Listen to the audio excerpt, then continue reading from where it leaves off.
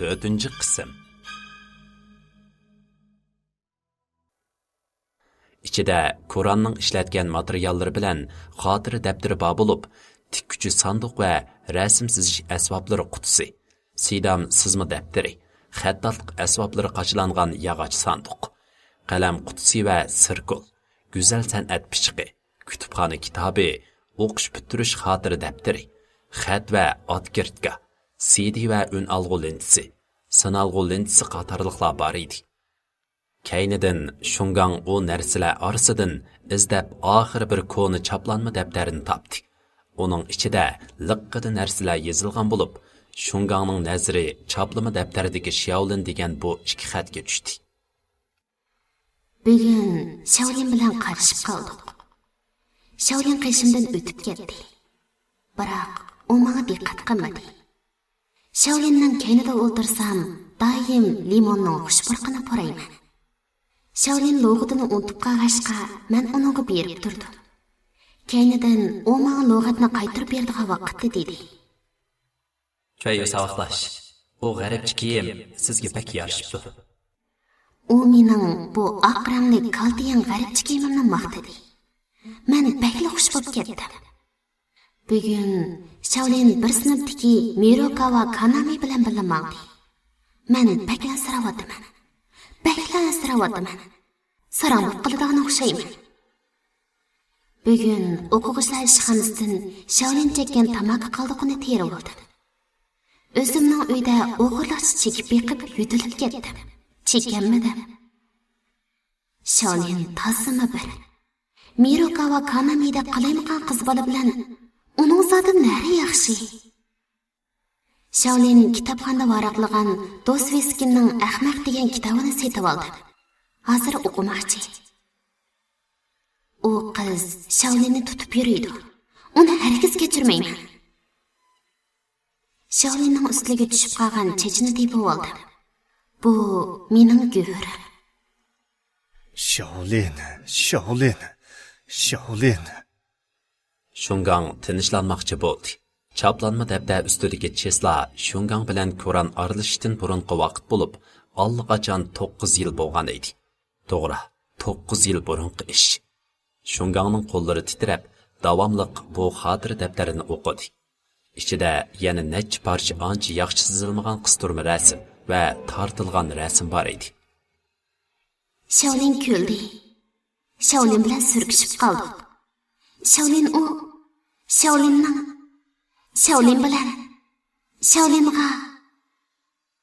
Kur'anning u erga bo'lgan muhabbati odamning qiyosidan eshib ketgan bo'lib, garchi bu 9 yilning oldidagi ish bo'lsa-mu, ammo Shungangning qalbini yanada hasad besib olgan edi. U davomli xotira daftarini o'rib, kaynidan u oxiri qo'rqinchli ishni bayqadi. U Shaolin savoqdashining ismi bo'lsa Shunsuke. Shungang Kur'anning balog'i Shunshung deb ism qo'yman deb turganligini o'yladi. Shunsukedagi shun, ya'ni Shaolin Shunsukedagi shun. Birdilla uning kallasi qup-quruq bo'lib qoldi. U oldida doktor uningga aytgan tekshirish natijasini o'yladi. Odatda bir suyuqlik ichida urug'ning soni 20 milliondan tuvan bo'lsa, urug' asliq bo'ladi. Agar 20 milliondan tuvan bo'lsa, tabiiy homilador bo'lish nisbati texmi tuvan. So'ba apandimning 3 milliondan tuvangan. Odatda bundaq bo'lsa, tabiiy homilador bo'lish nisbati asosan Ish asli mundaqkan. Endi ish oydin bo'ldi. Shunshung mening bolam emaskan. U Koran bilan hiliq Shaolin degan erning bolasikan. Men bo'lsam, quduq ichidagi poqidak hech nimani bilmay, boshqalarning bolasini xushalliqda beqib yuribdiman. Shungangning qo'li davomli bu chaplanma xotira daftarini o'rib atadi. 9 yilning oldidagi ma'lum kuni bu daftardagi mazmun oxirlashgan bo'lib, odamning ishongusi kamaydig'ini 1,5 oyning oldida, ya'ni bu yil 4-oyning 5-idagi ma'lum bir kuni Kur'anning hayron qolarliq jumlalari yana boshlangan edi. Palak. Bu zada neymiş? Neymiş-ki Shunsukening yetakchisi Shaolin bo'ladi. Menga yordam qilsangchi. Men zada qanday qilishim kerak? Ikkisi Demoqsi, Shaolin Shunsuke bilan Koranning texnicha munosabati bor ekan. Bu vaqtda Shungangning ko'ngli parchalanib ketgan edi. Koranning xotira daftarida bir oy burungi ish bo'lib, Koran bilan Shaolin Sunsukening 9 yildan keyingi qayta uchrashgan ishi yozilgan edi.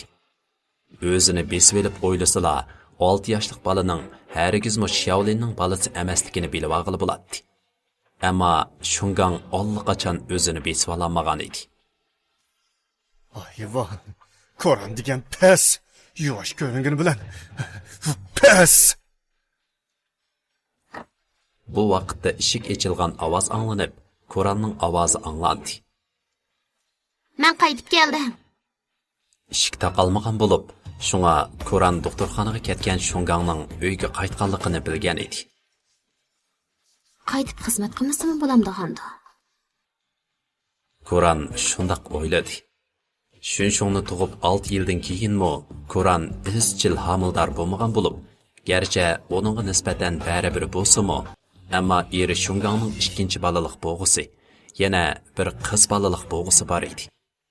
Eri homildor bo'lolmasligining sababini Koranda deb qarg'achqa, shunga oldingi necha kunda uni ayollar bo'limida tekshirtgan.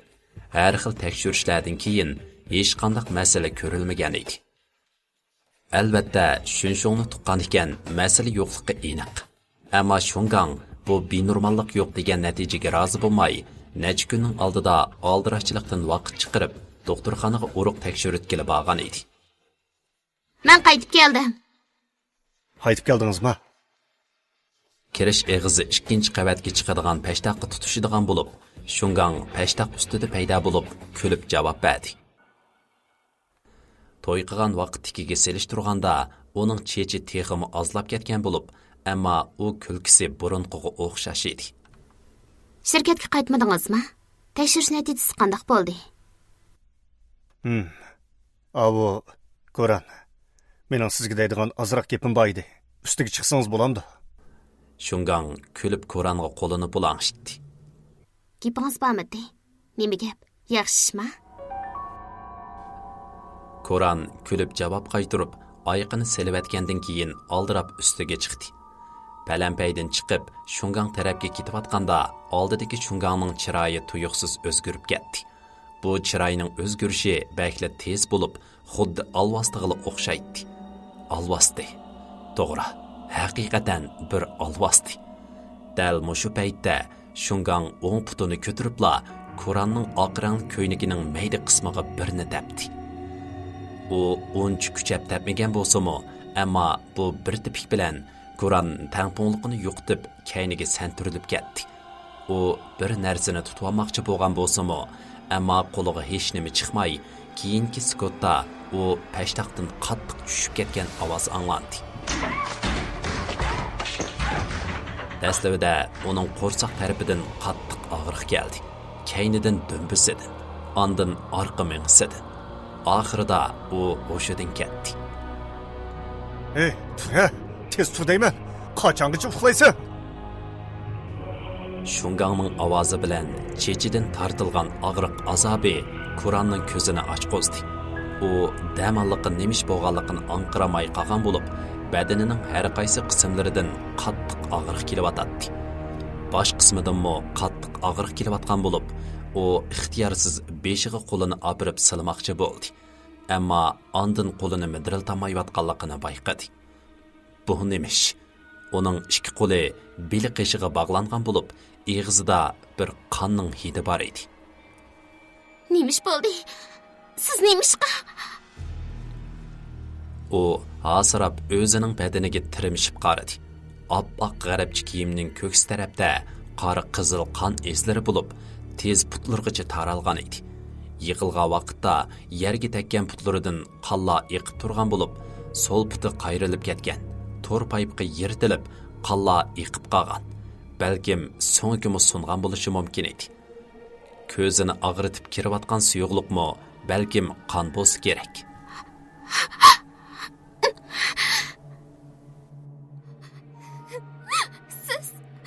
Siz nemishqa bunday qilasiz? Koran yana bir qatim so'radi. Shungang uning oldida turib varqiradi. Sen tehi menden neymiş deb so'rab o'tamsan? O'zingdan so'rab baqa, bu buzuq. Butunlay ahvolni tushunamagan Quran o'zining badaniga yana bir qarab qo'ydi. Hozirgi u karvatning bo'lingida o'ltirgan bo'lib, ikki qo'li kayniga qilib bog'langan. Yana bir arg'amchida bo'lsa, karvatning putiga bog'langan. Quran butun kuchini ishiltib midirlamoqchi bo'lsa-mu, ammo ig'ir karvatdan faqat g'ichirilgan ovozlar chiqib turadi. Yaxshi. Yoshliqcha eti.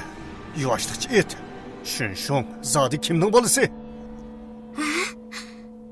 Siz zodi nima deyapsiz? Quran qaytirib so'radi. U erining nima deyotganligini butunlay tushunamagan edi.